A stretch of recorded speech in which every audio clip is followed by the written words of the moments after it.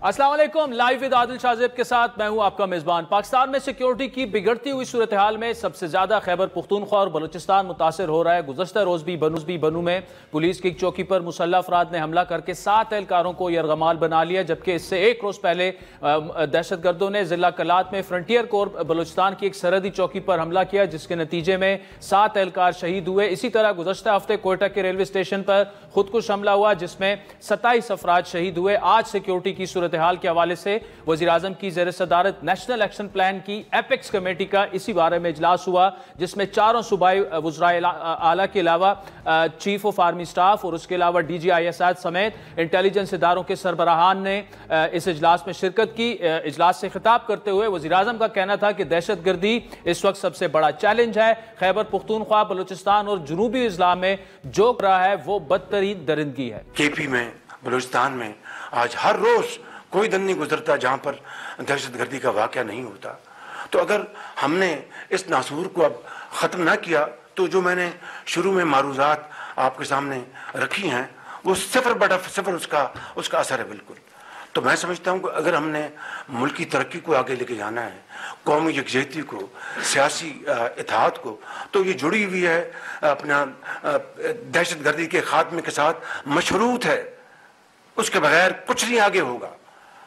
तो मैं समझता हूं कि ये आज पाकिस्तान का सबसे बड़ा चैलेंज है, ख़ास तौर पर KP और बलूचिस्तान में, जनूबी इस्लाम में जो कुछ हो रहा है, वहाँ पर BLA जो बलूचिस्तान में कर रही है, यानी मैं समझता हूं कि बदतरीन दरिंदगी है। जबकि army chief Syed general Asim Munir ने नेशनल एक्शन प्लान की एपेक्स कमेटी के इजलास से खिताब करते हुए कहा कि दहशत गर्दी के खिलाफ जंग में हर पाकिस्तानी सिपाही है। इस जंग में कोई यूनिफॉर्म में है और कोई यूनिफॉर्म के बगैर, और हम सबको मिलकर दहशत गर्दी के नासूर से लड़ना है। खैबर पुख्तूनख्वा में अस्करी गिरोह जबकि बलूचिस्तान में अलहदगी पसंद तंजीमों की जानिब से इन हमलों में इजाफा देखने में आया। Centre for research and security studies के मुताबिक सिर्फ रवां बरस अस्करी तंजीमों के हमलों में पाकिस्तान के सिक्योरिटी इदारों के तकरीबन 1100 एहलकार शहीद हो चुके हैं। लेकिन इस वक्त खैबर पुख्तूनख्वा जो कि दहशत गर्दी से काफ़ी मुतासिर सूबा है, दहशत गर्दी से निमटना वहाँ बरसर इक़्तिदार जमात की तरजीहात में क्या शामिल है, क्योंकि गुज़श्ता माह 5 अक्टूबर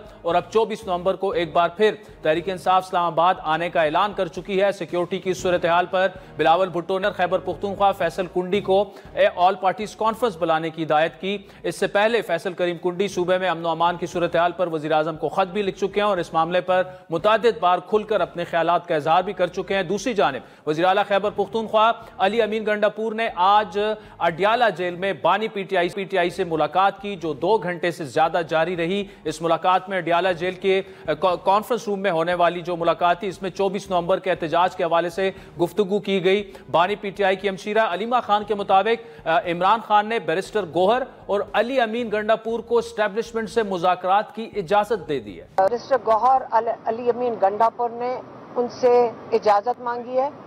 उन्होंने इजाजत मांगी है कि आप हमें इजाजत दें कि हम मुज़ाकरात की शुरुआत करें एस्टेब्लिशमेंट से ही।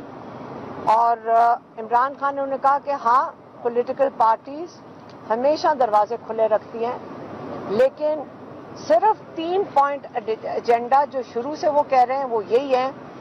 आपको पता होगा अब तक रूल ऑफ लॉ, जिसका मतलब हमारी जुडिशरी, दूसरा जो हमारा लोगों का, हमारा सबका जो वोट चोरी हुआ है उसके लिए बात कर सकते हैं कि उसकी वापसी होनी चाहिए, क्योंकि इलेक्शन कमीशन के पास सारी पिटिशंस गई हुई है और उनके जो जायज़ है पिटिशंस उनके ऊपर फैसला होना चाहिए। दूसरा और तीसरा, जो नाहक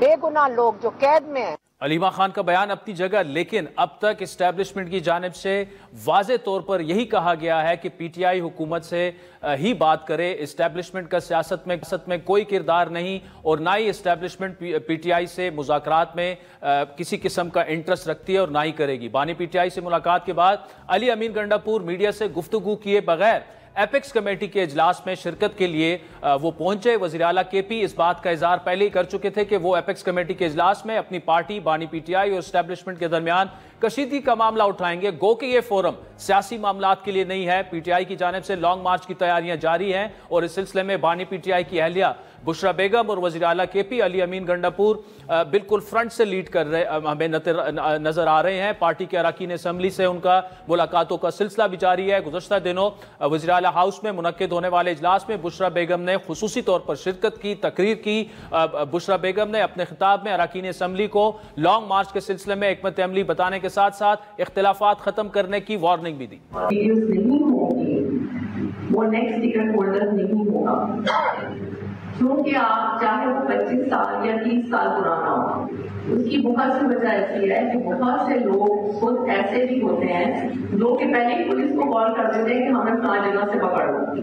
तो इस दफा ये चीजें नहीं चलेंगी, क्योंकि ये जो जंग है ये सिर्फ खान की आजादी की नहीं है, ये हमारे मुल्क की आजादी की है। नून लीग की बकौल CM हाउस पेशावर में मुनक्किदा इजलास में बुशरा बेगम की शिरकत ने PTI के इस बयानी की नफी कर दी है, जिस पर बानी PTI और दीगर सियासी जमातों पर तनकीद के नशर बरसाते थे कि इन जमातों में मोरूसियत है, वालिदैन के बाद बच्चे पार्टी की क़यादत संभालते हैं। इस इजलास को जवाज बनाकर हुकूमती वज़रा की जानिब से PTI पर को उनको सख्त तनकीद का भी सामना है। PTI का शुरू से यह मौक़िफ़ रहा है कि बुशरा बेगम का सियासत से कोई ताल्लुक नहीं और वो एक घरेलू खातून है, जबकि नून लीग का दावा रहा है कि PTI के दौरे हुकूमत में बुशरा बेगम पंजाब हुकूमत के तमाम मामला खुद देखती थीं और सूबे में होने वाली ट्रांसफर पोस्टिंग तक उनकी मर्जी से होती थी। PTI के सीनियर रहनुमा और मारूफ कानूनदान हामिद खान एडवोकेट अब भी इस बात पर मुसिर हैं कि बुशरा बीबी का सियासत से कोई ताल्लुक नहीं और वो सिर्फ बानी PTI इमरान खान और कारकुनान के दरमियान एक पैगाम रसा है। सर, ये बुशरा बीबी का हमें एक बढ़ता हुआ किरदार नजर आ रहा है। आपके मुखालिफिन तो उसे मोरूसी सियासत से जोड़ रहे हैं,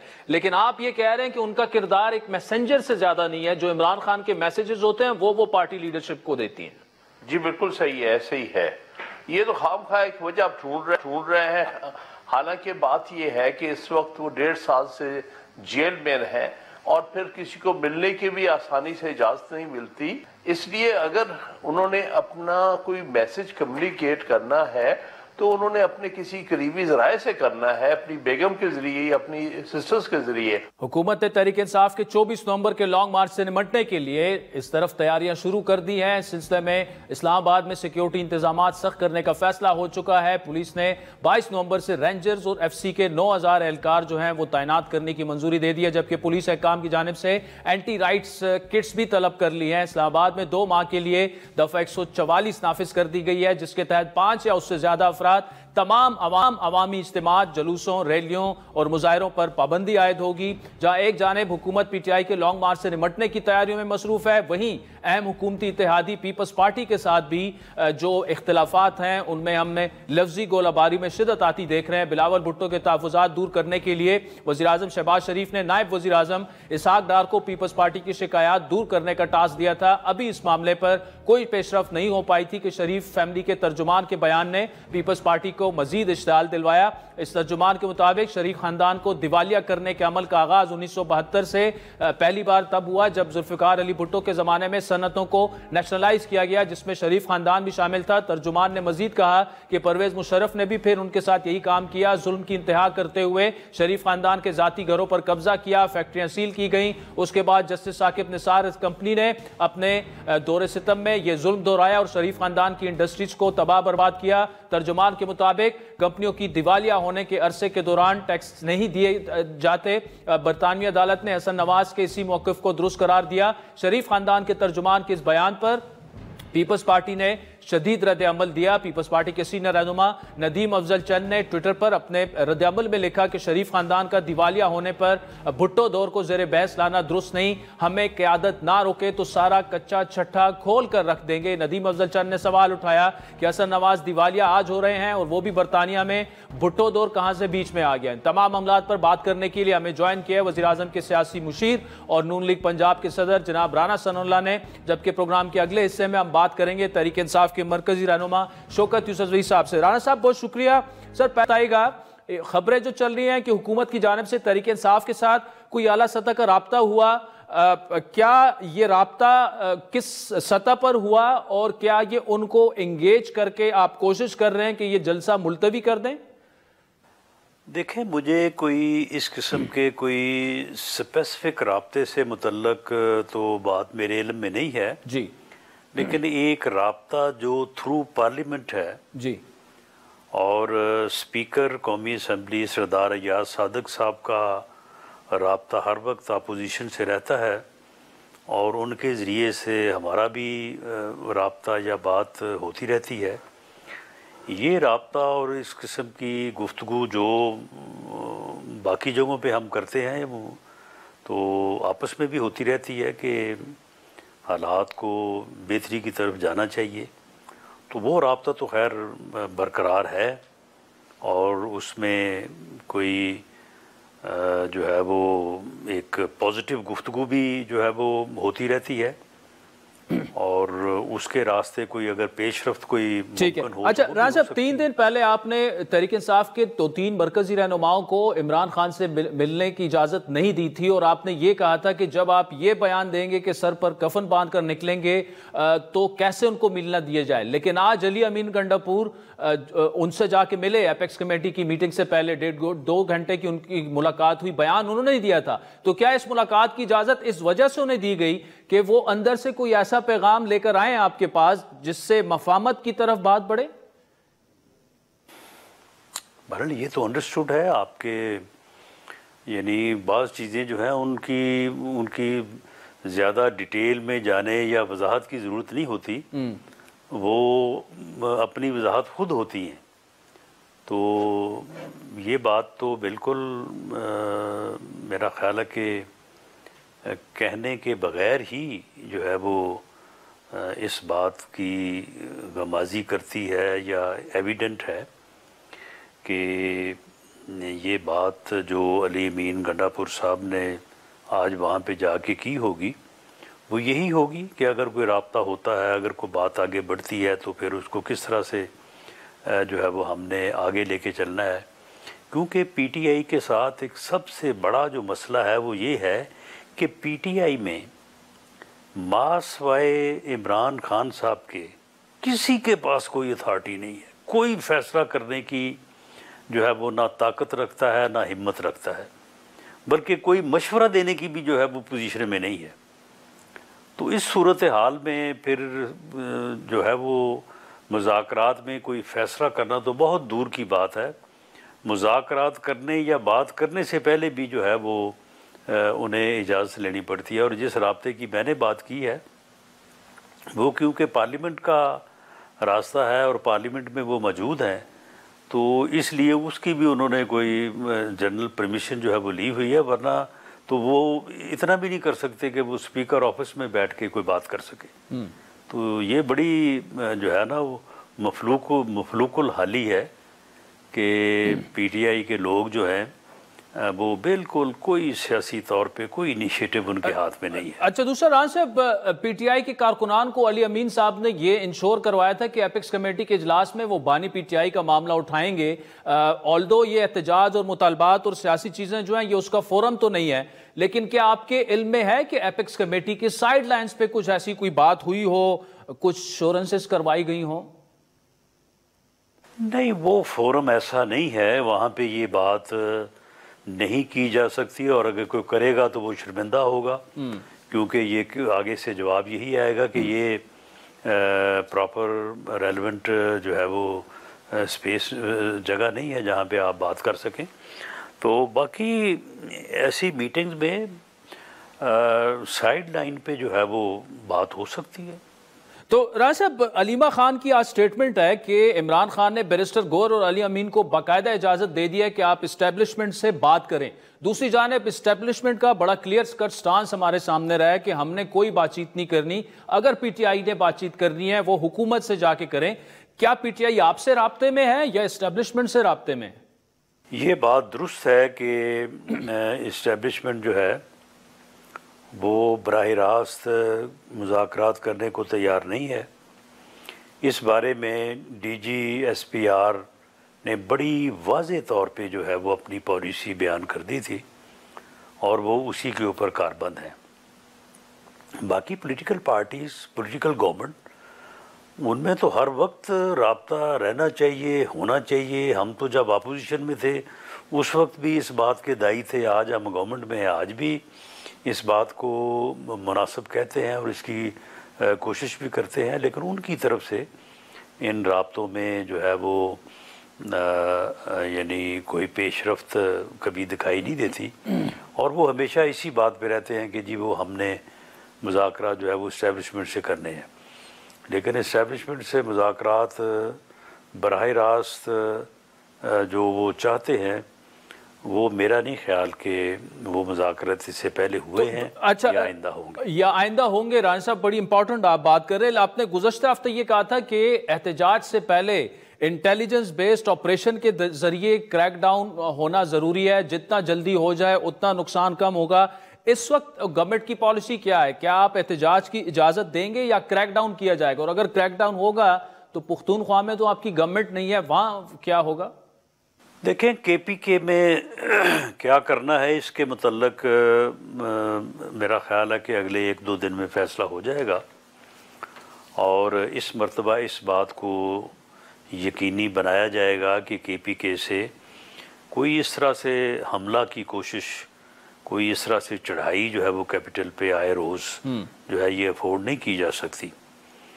बाकी जहाँ तक पंजाब का तल्लक है, क्योंकि KPK से अगर आएंगे भी तो वही सरकारी मुलाजम लेके आएंगे, और जिस तरह से आपके इल्म में है कि पहले जितनी तादाद थी, तादाद उससे खासी कम होगी, और उनको रोकना कोई इतना मुश्किल नहीं होगा। पिछली मरतबा भी 5 अक्टूबर को अगर वो डी चौक पहुँचे थे तो वो फिर इजाज़त से ही पहुँचे थे। अब किसी का ये कहना कि जी हम तो पहुँच गए थे डी चौक, भाई डी चौक आपको इजाज़त मिली थी तो आप पहुँचे थे, और आपने भी खैर बड़ा नेक बच्चों वाला काम किया, और जो जिस वादे के ऊपर आपको इजाज़त मिली थी आपने वो डी चौक पहुँच के वो पूरा किया, और उसके बाद तयशुदा तरीक़ाकार के मुताबिक आप वापस चले गए। जहाँ तक पंजाब का तल्लक है, पंजाब में देखें एक हलके से 20,000 लोग इन्होंने लाने हैं, यानी एक MNA का हलका होता है ऊपर, नीचे 2 MPA के होते हैं, 5-5 हज़ार MPAs ने और 10,000 आदमी जो है MNA ने, यानी एक यानी सूबाई एक कौमी हलके से 20,000 लोग इन्होंने लाने हैं।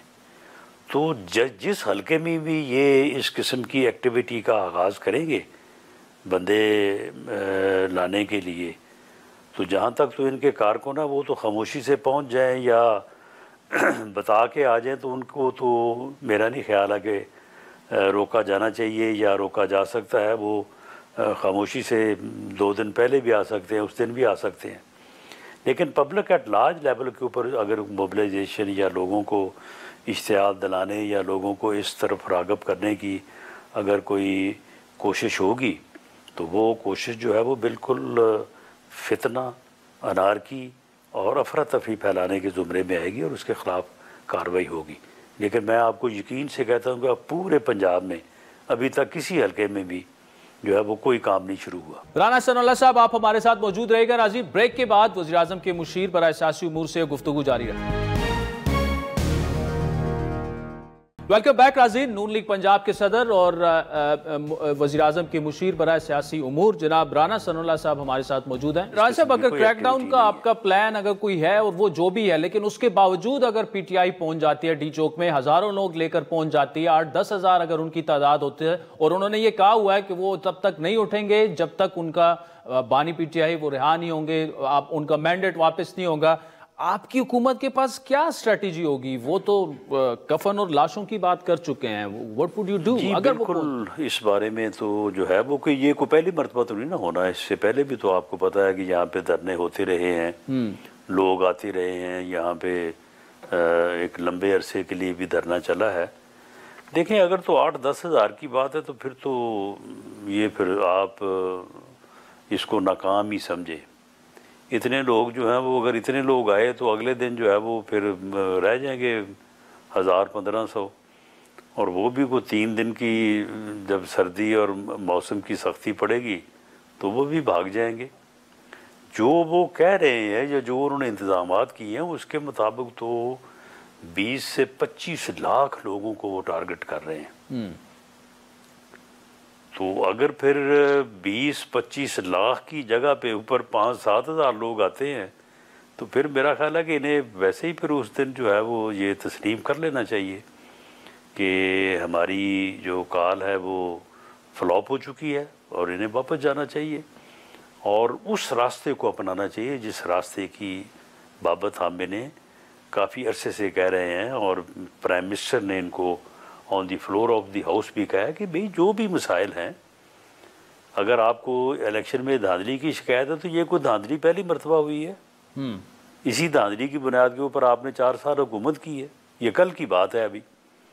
तो जो भी मामला है आए बैठें बात करें, उसका कोई ना कोई हल जो है वो निकाल लिया जाएगा।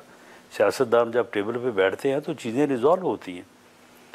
तो मैं समझता हूँ कि अगर 7-8 हज़ार पे बात आगे रुकती है तो फिर इन्हें जो है वो टेबल पे आ जाना चाहिए। अच्छा, थोड़ी सियासत की बात करते हैं। राणा साहब, बिलावल भुट्टो खासे नाराज़ हैं। उनका बयान आया है कि मरकज़ में यहाँ ना इज्जत देना जानते हैं, ना ये हुकूमत उस तरह से चला रहे हैं।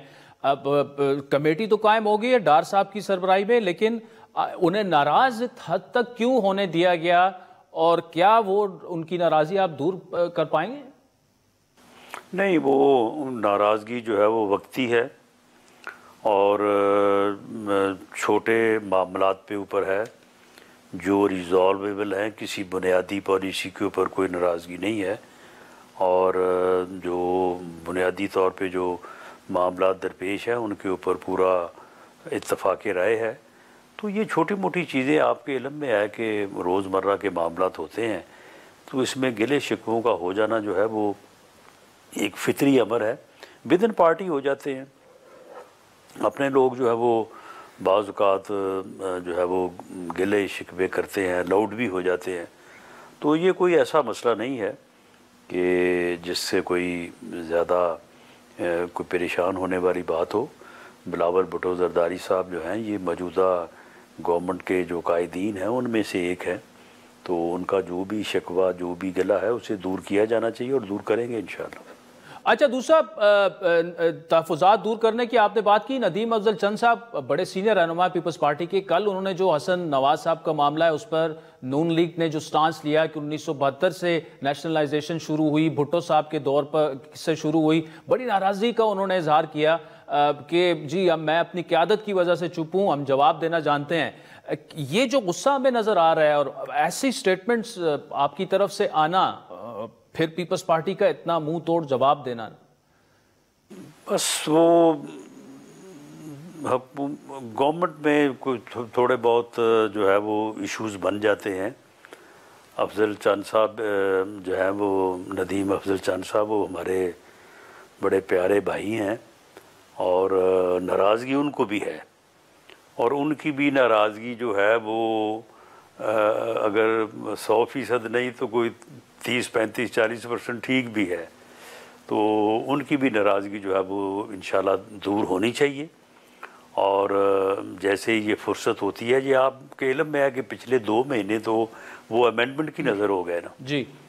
तो अब जैसे ही ये 24 के बाद टाइम मिलता है तो इंशाल्लाह ताला उनके भी जो है वो नाराज़गी का जो है ना वो सदेबाप करेंगे। Rana Sanaullah sahab, thank you so much for joining us. Razeen, government की जो भी स्ट्रैटेजी होगी आपने सुनी, इस्टेब्लिशमेंट से मुज़ाकरात पीटीआई के हो रहे हैं नहीं हो रहे, राणा सनाउल्लाह साहब के बकौल फ़िलहाल ऐसा मुमकिन ही नहीं है।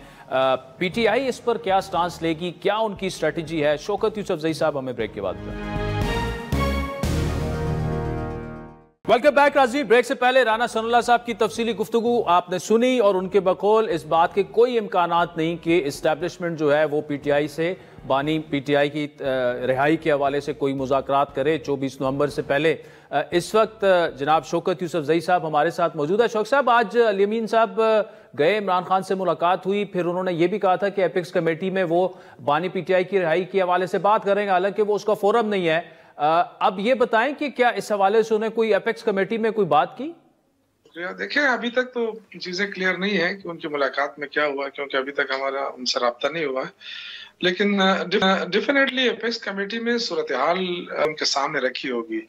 रिहाई की बात मैं नहीं कह सकता, लेकिन बाकी जो सूरत हाल है इस वक्त, मुल्क के हालात देखें, फिर यहाँ पे दहशतगर्दी का सामना है फिर इतनी बड़ी जब लोग जाएंगे डी चौक और उनके लिए जो इकदाम उठाए जा रहे हैं वफाकी हुकूमत की तरफ से कि जी इनको हम रोकेंगे, उससे जो हालात पैदा होंगे उन हालात पे उन्होंने जरूर बात की होगी कि हुकूमत जो है या तो बता दे कि जी इस मुल्क के अंदर जमहूरियत है, या कह दे कि जी मार्शल लॉ नाफिज है, क्योंकि हम तो अभी भी समझते हैं कि मिनी मार्शल लॉ नाफिज है इस मुल्क में।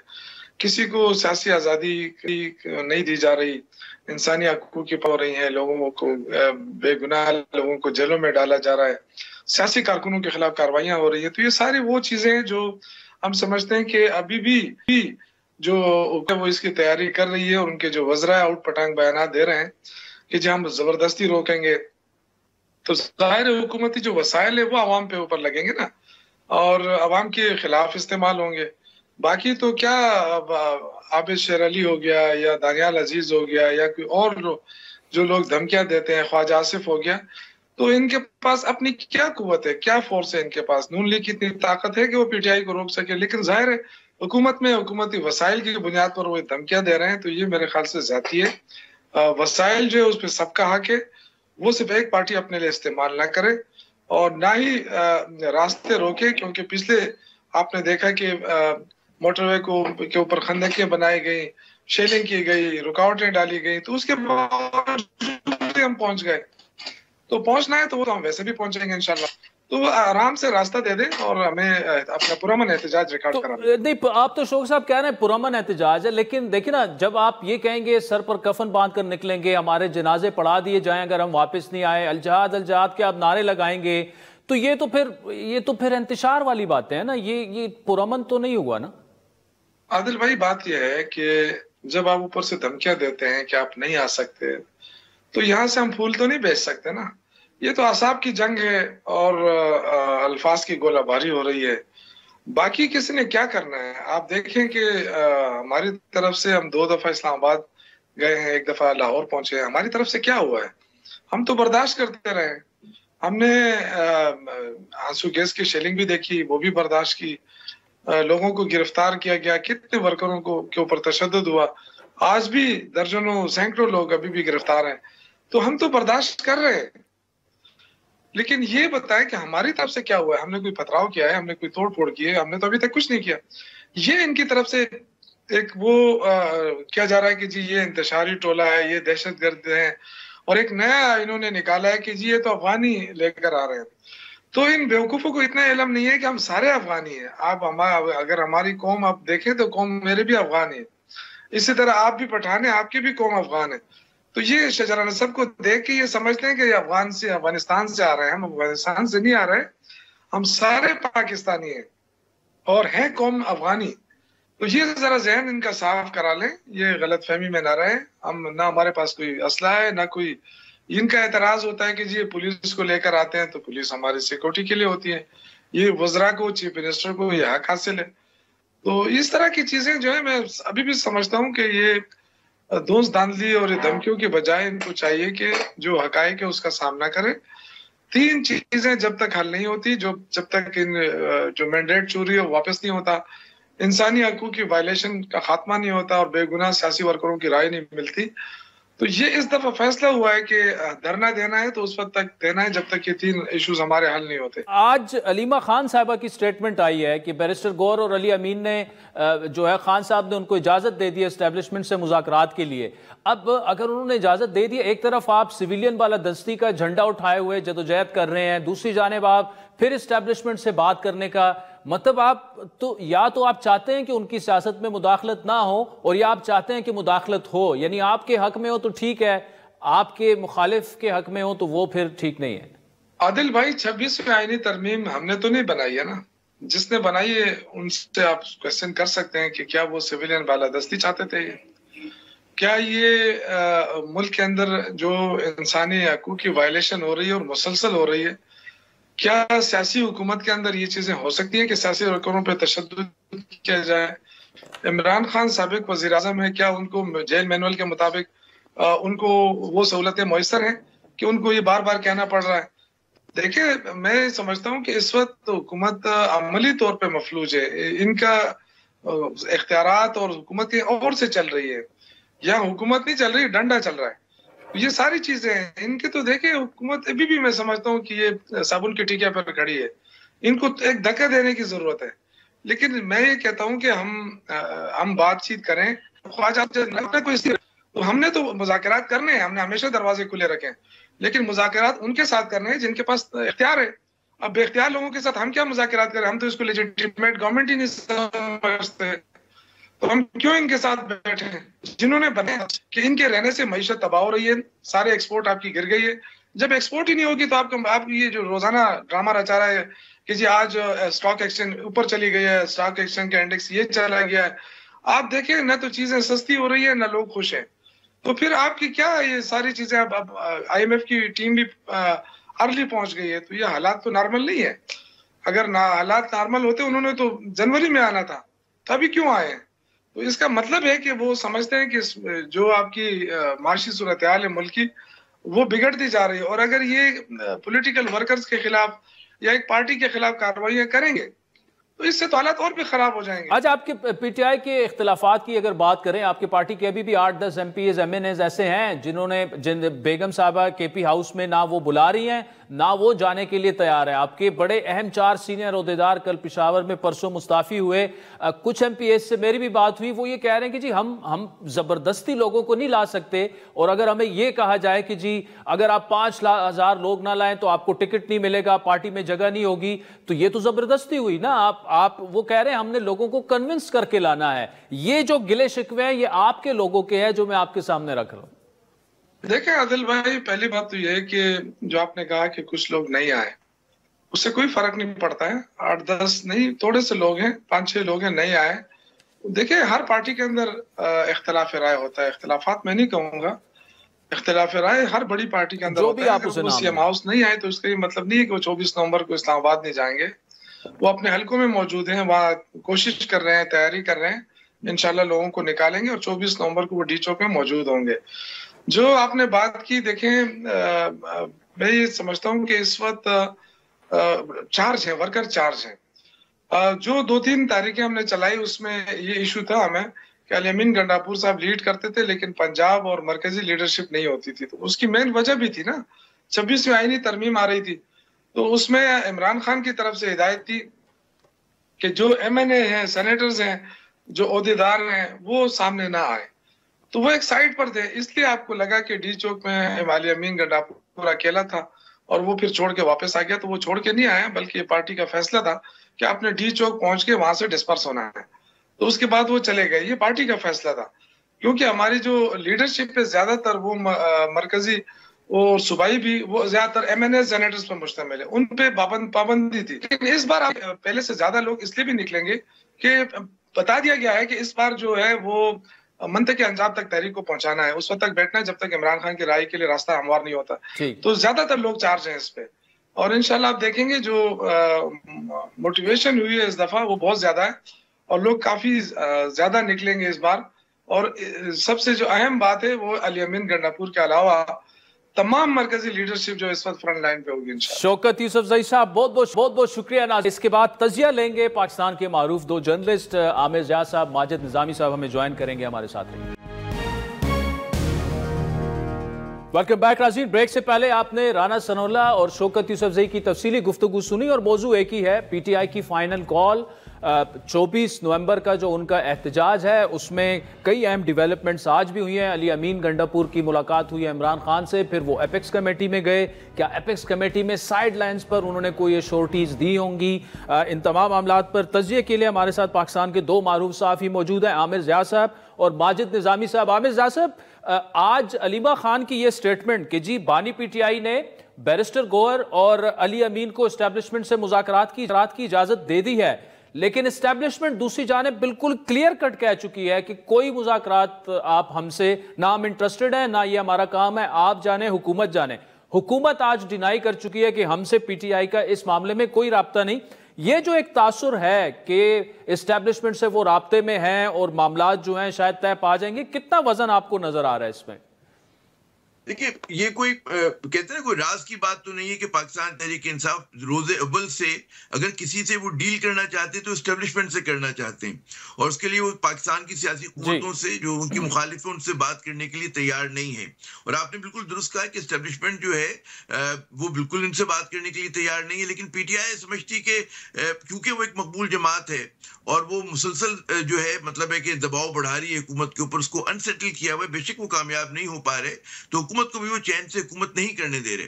तो उनका मेरे ख्याल में हिकमत अमली ये है कि जल्द या बदेर अगर हम इस तरह का दबाव बरकरार रखें और पाकिस्तान की सियासत में टेढ़ापन जो है वो बरकरार रहे तो ये एक ना एक दिन जो है वो एस्टेब्लिशमेंट को अपना एक किरदार अदा करना पड़ेगा। आप हमेशा देखें कि जब भी पाकिस्तान में कोई पॉलिटिकल स्टेलमेट आया है उसमें हमेशा तीसरी कुव्वत ने डिफ्यूज कराया उस सिचुएशन को, और ज्यादातर वो रोल जो है पाक फौज ने अदा किया है। इस मरतबा फौज खुद जो है मतलब फौज ने बकौल मतलब है कि सोर्सेज के जी उन्होंने पीटीआई से बात करने के लिए तैयार नहीं है, उसके ऊपर 9 मई के वाक़े के बाद जो है उसको भूलने के लिए, माफ करने के लिए तैयार नहीं है। तो जरा सी एक ट्रिकी सिचुएशन है, लेकिन जो भी इस क्राइसिस की बोरान की कुंजी होगी, इस डोर को जो सुलझना होगा उसमें फौज का किलीदी किरदार है, उसके बगैर मुमकिन नहीं। बेशक हम लोग कहते हैं कि जी जमहूरियत के मुनाफी है ये चीज और फौज जो आइन के मुताबिक अपना किरदार अदा करती रहे और जो उसका दायरे कार है उसके तहत काम करे, लेकिन पाकिस्तान की सियासी हकीकतें कुछ और है और उन हकीकतों के तहत जो है जो भी सोल्यूशन निकलेगा वो मैं समझता हूँ कि पिंडी ही से निकलेगा, वरना ये जो पॉलिटिकल स्टेलमेट है आप देखिए 2022 अप्रैल 2022 से जारी है और ये वक्त आ गया और बड़ी से बड़ी मजबूत जो रियासतें होती हैं कमजोर हो जाती हैं जहां पर इतना ज्यादा सियासी अदम इस्तेकाम हो। तो कहीं ना कहीं तो या तो अल्लाह मियां तौफीक दे हमारे सियासी पहलवानों को कि वो कोई बैठ कर लचक का मुजाहरा करें और अब एक दूसरे को जगह दें।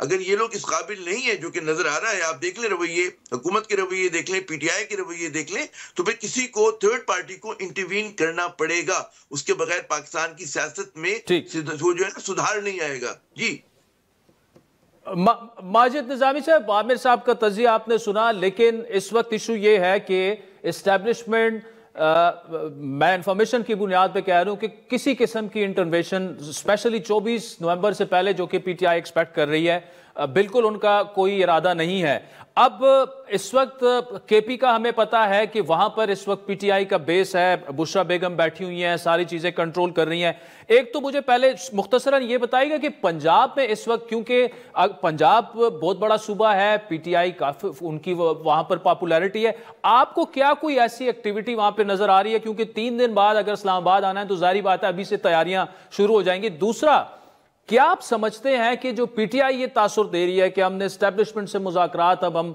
करना शायद शुरू कर देंगे और उससे पहले शायद कुछ ना कुछ ले दो वाला मामला हो जाएगा, आपको ये होता नजर आ रहा है? जी बहुत शुक्रिया।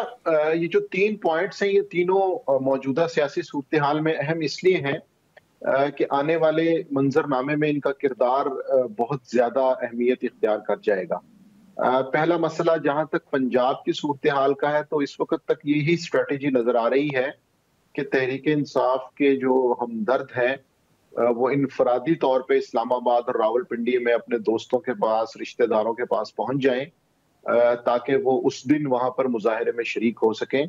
इसके साथ साथ बड़े शहरों से अलामती तौर पर काफिले जो हैं वो जरूर सामने आएंगे और फिर उनके पुलिस के साथ डेफिनेटली झड़पें भी होंगी और वो न्यूज बिजनेस के लिए एक अहम इवेंट बन जाएगा। लेकिन बुनियादी तौर पर पंजाब के हवाले से जो खबरें आ रही हैं वो ये हैं कि चूंकि यहाँ पर लीडर्स का किरदार इतना अहम नहीं है, वर्कर्स का रोल बहुत इंपॉर्टेंट है, तो उनको ये कहा गया है कि आप इंडिपेंडेंटली इस्लामाबाद, रावलपिंडी और उसके अतराफ में मौजूद रहें और काफिलों की सूरत में फिर दूसरी जगहों से लोग सामने आएंगे। अब इसके साथ साथ अगर हम हुकूमत और तहरीक इंसाफ के मुज़ाकरात के हवाले से कोई बात करें तो ये चीज तो बिल्कुल दुरुस्त है कि बहरहाल पाकिस्तान में उस वक्त आइन और कानून की बजाय ताकत के तवाजुन के हवाले से बातचीत हो रही है और सिस्टम को जारी रखने के लिए उसमें ताकत का तवाजुन बहरहाल इस्टेब्लिशमेंट ने ही कायम रखा हुआ है। तो मुस्लिम लीग नून ने अपने सियासी बयानिए को बनाने की बजाय इस्टेब्लिशमेंट पर ही तकिया किया हुआ है, तो इसलिए प्रैक्टिकली अगर अमली तौर पे देखें तो ये रास्ता इस्टेब्लिशमेंट की तरफ ही जाता है। लेकिन मैं ये समझता हूँ कि राब्ते जरूर मौजूद हैं लेकिन एतमाद साजी का फुकदान इस कदर ज्यादा है कि उसमें से कोई मुस्बत चीज फिलहाल सामने नजर आने की तवक्को नहीं है। ये बात मेरे ख्याल में दुरुस्त ना होगी कि राब्ते बिल्कुल नहीं है, कहीं ना कहीं एंगेजमेंट है, राब्ते तो है लेकिन उस लेवल की बिल्कुल। जी, तो इस वजह से मुझे लगता है कि जो इम्पोर्टेंट पॉइंट है वो ये है कि 24 नवंबर से पहले के राब्तों में और 24 नवंबर के राब्तों में ये फर्क होगा कि उस दिन जो क्राउड निकलेगा उस पे ये डिपेंड करता है कि मुज़ाकरात और राब्ते क्या नौयत इख्तियार करेंगे। अगर उस दिन कोई इम्प्रेसिव क्राउड आता है और इस्लामाबाद के अंदर लॉ एंड ऑर्डर की सिचुएशन बनती है तो फिर डेफिनेटली उन मुज़ाकरात का और उन राब्तों का तरीक़ेकार, उसकी नौयत बिल्कुल मुख्तलिफ हो जाएगी। इसके साथ साथ हमें ये भी जहन में रखना चाहिए कि फिलहाल तहरीक इंसाफ की जानिब से जो मुतालबात किए गए हैं वो मेरी राय में खासे भारी भरकम है। और एहतजाजी तहरीकों में दो तरह के मुतालबात होते हैं। एक तो ये है कि जो कारकुनों को सेटिस्फाई करने के लिए किए जाते हैं, दूसरा ये होता है कि कुछ प्रैक्टिकल मुतालबात भी होते हैं कि जो मुज़ाकरात में मनवाए जाएं। तो इस वक्त मुझे जो मौजूदा मुतालबात थे उनमें से कोई ऐसा मुतालबा नहीं लग रहा कि जिसको हुकूमत मान ले, क्योंकि अगर वो मान लेगी तो फिर सिस्टम के ऊपर सवालिया निशानात खड़े हो जाएंगे। ठीक, माजिद निजामी साहब thank you so much for joining अस। नाज़रीन, आज के प्रोग्राम पर फीडबैक जरूर दीजिएगा। हमारा ट्विटर हैंडल है @आदिल शाहज़ेब। इजाजत दीजिए, खुदा हाफिज।